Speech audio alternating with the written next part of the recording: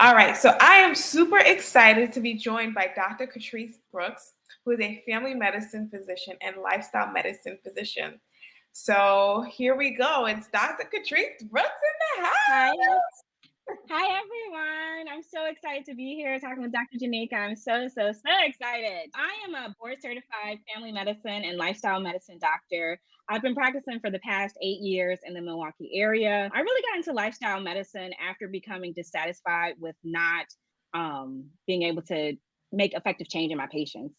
Like I saw my patients and I was seeing them for years, and I didn't find that I was even making a lasting dent in their lives. And so I figured like I need to get people from the point of information to the point of action. And so I wanted some extra tools with that. I started to feel like a pill pusher, right? Like I didn't become a doctor to just, give pills to people. And I personally wanted to reduce pill burning because it seemed like a lot. It seemed like in medical school we were taught this is, hypertension, here are all the drugs that treat it, rather than, here are all the lifestyle interventions that fix it. And I think we were, but it was kind of a dismissed sort of thing. hmm Yeah, no, I relate so much to that, Dr. Katrin. So that's why I'm super excited to be joined with you Yeah, today because we're like doctor sisters. we are. We are. I think our whole philosophy and approach to patients are just so similar, right? I Mhm. definitely resonate. Everything that you say, I'm like, yep, that's Yep. it. I Yeah. agree. Do Same that. here. That's Same it. here. All right. So I have some questions for you Yeah. today. So the first question is, how do you serve your patients using lifestyle interventions? Yeah, I think I jumped the gun a little bit, but that's my passion and my purpose. So again, we're as doctors, we are taught to be pill pushers. We're taught to have interventions, that's surgery, that's a more invasive intervention, rather than taught to treat the root cause of most diseases, right? Like the root cause of most metabolic diseases are like lack of activity, excess calories, too many processed foods.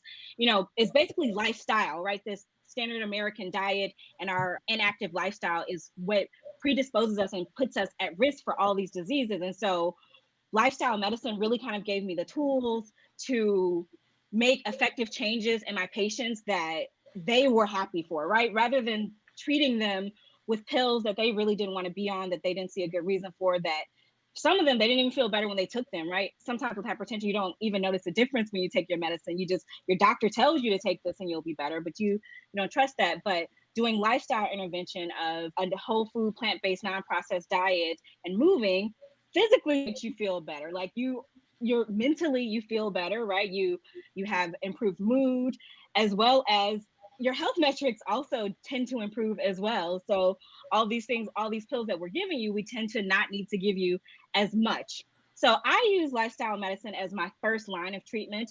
I think all doctors know of lifestyle medicine as the first line of treatment. We just don't trust our patients to do it, and we don't have the time to help them do it either. So we know that treating diabetes with lifestyle intervention is stronger than any medicine that we have, right? We know that's even better than metformin, right? Like long-term studies show that it is better, right? It's longer, it's better health outcomes long term, but we don't trust our patients to do it, and not in a bad way. It's easier to give them a pill, right? When we have 15-minute visits and we don't have the time to counsel that we really need to, we don't have the time to follow up and figure out what their barriers were to the goals that we set. It's easy to make sure that we just give them a medicine and now they're meeting their health metrics that we needed them to, right? Like now their A1C is better, so we can say we're treating them rather than giving them the tools to treat themselves. So I try to give my patients the tools to treat themselves always. Even with PT, it's like go to PT and learn these exercises. So now you have them. Now they're in your toolbox. And anytime this issue flares up again, you already know exactly what exercises help you and what helps support that, right? You've already seen the expert and you can take these tools with you your whole life and have them. Right. No, I love that. And I resonate so much with that is placing our patients in a position of empowerment. Yes, Um, yes, so that they feel like they're in control of their health, right? yeah, They're not yep, relying on a pill to improve these metrics yep, that, we're happy to see, that administration is absolutely. happy to see. Absolutely. Yes, yes. But we are actually providing them with tools for them to feel empowered. That's amazing. I love Absolutely. that. Absolutely. That you're right. The empowerment. That is my passion, is empowering the patients. I don't want people to be dependent on me. I'm happy to help them, but I want them to get everything from me, all the education that I have about something. If they want it, that's, I feel like, the channel for that, right? Like Right. I'm a health advocate, but it's a channel of education and empowerment. That Yeah, is you're the facilitator. That's right. it. So the next question is, why are doctors and coaches so focused on habits? I think, great question. I love it. Well, I find that to be pretty universal, right? When I talk to doctors and coaches and people who are change makers, right? People who are facilitators and change makers, we all kind of have passion surrounding habits. Like, all of our talk is surrounding habits. And I think for that reason, because we are all change makers, and habits are the tools for making change, right? The tools from getting information that we know and behavior that we know we should do, and the action of actually doing it consistently and having this transformational change. In between that is our habits, right? The things that we do every day. And so, if becoming an expert in habits helps you as a provider and even as a patient, right? It helps you with transformational change, figuring out where you can troubleshoot, and even how to form the habits, how to make prompts, and how to make, the smallest habit, the micro habit that actually allows you to do that change, and or allows you to do that habit, so that you don't put the habit off or you don't extinguish it, but that allows the habit to become a real habit stacking, right? Studies show that in terms of medication compliance, the thing that helped people the most in terms of taking their medicine was not any fancy tools or anything. It was really the habit of doing it. It's really the habit of putting that with a habit that's the patient already had, habit stacking, to make the habit successful. So we know that established habits, using habit stacking, using the smallest piece of the habit, reinforcing with rewards, we know that that is really what leads to change. And doctors and coaches, etc., teachers, we are all in the business of change. That's where our revenue lies, is in change and helping people effectively make change. I know, I love that a lot. And I also think it's important to adopt new habits that serve us, but also let Mm, go of habits that don't serve us. absolutely. So it's twofold. It's adopting new habits, Yeah, but sometimes you gotta let go of some old habits for sure. For that sure. And don't it serve you. For sure. And it's hard to create habits in old spaces, right? So, Ooh. Hmm. absolutely. Hmm. Absolutely. Absolutely. Extinguishing bad habits is also recommended in lots of habit books, is doing a habit audit and looking at each of your habits to see, does this serve me, or is this detracting from me, from my overall goals, right? And again, editing and auditing, getting rid of those things that are not serving us and not purpose fulfilling, and adding and continuing to focus on the things that are, right? Yes, I feel like we're going to church right now. I know, right? This Change is some makers. good word. Right? Same, right? Like, change Letting makers. go and stripping Yeah, away the habits yes, that do not serve us. yes, yes. Again, Yes. change makers. So, Right. yep. Yes. That's Awesome. awesome. I love it. I love it, Dr. Mhm. Catrice. All All right. right. So, next question. What are some tools, technology, and resources that can help patients stick to habits? Awesome question. So I am obsessed. Like, it's one of my passions. So I have a list of books. Let me go grab them real Yeah. fast. Hopefully I won't go off camera. I didn't realize I was gonna do this. I would have had it right next to me, but then I No realized worries. I had the stack right here because I'm habit obsessed, and I think I talked about this as well. Let me take one book out, and the rest are all habit books. So here are some resources. These are my favorite books for habits. There might be a few that are not in here. They are right. Oh, Let you me go see this my you way. see my book, Atomic Yeah. Habits. Okay. Yes. Yes. I love it. I try to read Atomic Habits every year. Like, every time I read it, I get something that I didn't get before, right? But Yes. that's the habit of reading, right? The habit of always learning. Can So you put I up that love book all list of again? these. Because I may need Yes. a new book to Yes. read.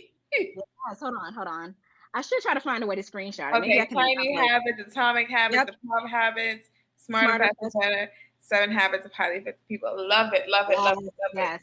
So those are the books. I recommend any and all of them. Start with one, right? You don't have to get overwhelmed, but if you love it, then keep going. Again, any of those will be a fantastic place to start. So those are the books. Next are apps and tech. It really depends on the habit that you are trying to make and keep. So I have different apps for different specific habits in terms of like tracking fiber and food. I think MyFitnessPal is always a really good app. Like any calorie tracker thing, if you're trying to be cognizant of it for a reason. I find it a bit much to track everything all the time, so I don't necessarily advocate that unless you want to do that. But for patients for specific reasons, like if we're trying to get more fiber or a specific goal or metric that we are tracking, then I would recommend something like that. I really love the app Plant Nanny. That's a gamified app that helps you drink more water. It's fun. It helps you like grow a plant as you do it. I also recommend in general any gamified habit tracker apps, because anything that is sort of gamified that incorporates our dopamine and gets us hooked to it, we tend to do it more, and it helps create and foster that habit as well. So apps that I also like are like Walker, which is a gamified app that takes your steps and then puts you in this space game, and you get to use your steps as like a metric. There's also, in terms of getting things done, Pomodoro timers. I think I'm saying that right. And there's lots of them. Forest is one where you grow trees. You set 30-minute timers when you want to focus. And each one that you do, you grow a tree, you get to grow an entire forest. But there's a lot of gamified Pomodoro timers on the App Store, and I would also recommend those. I'm also developing actually a habit tracker app as well, and that is to come. So that's called Habitly, and it's physician directed and physician created for this very reason. As I said, I'm habit obsessed, you saw. So will be more to come soon. Awesome. Man, I got so much great information from you, Dr. Katrin. This has been so informational. Is there any lasting words that you want to leave our audience with? Awesome. Thank you so much for having me. I agree. This was better than I expected. I got something from it too, talking to you. So I would recommend that if anybody wants further information from me, that they can reach me on, I have a website, catricebrooksmd.com, as well as quench.clinic. I would just say, start with habits. As we mentioned, think about eliminating bad ones that are not working for you and starting other ones that will work. Also, make a habit as small as you can. Like, take it to the smallest step. If you're trying to exercise, make the habit putting on your gym shoes, like tying them up. The smallest thing that will get you in motion to do it, do that. And also make it an easy goal that you can accomplish without thinking about it. So if it's to exercise and you want to use a push-up as your metric for exercising, that's the smallest little increment of this is going to get me to do the entire thing. Do that. Just start where you are and keep going. Yes, awesome. Well, thank you so much, Dr. Katrin. This was such an amazing conversation that I had with you today. Thank you so much. Awesome. Thank you for having me. It's been a pleasure. All righty. All right. Bye.